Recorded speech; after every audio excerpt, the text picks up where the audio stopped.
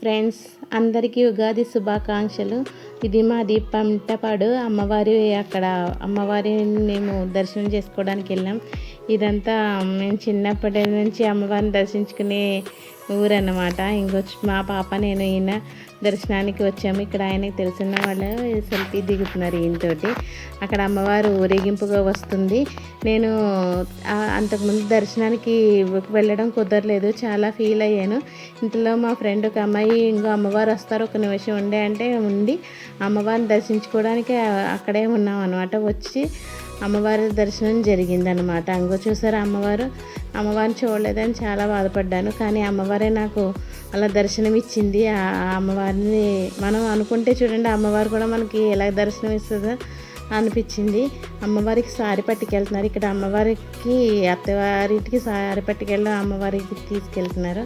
ఇంకో మా ఫ్రెండ్ అన్నాను కదా, ఈ అమ్మాయి. ఆ అమ్మాయి నేను వెళ్తుంటే ఈ వెనకాల నుంచి వీడియో తీస్తున్నారు.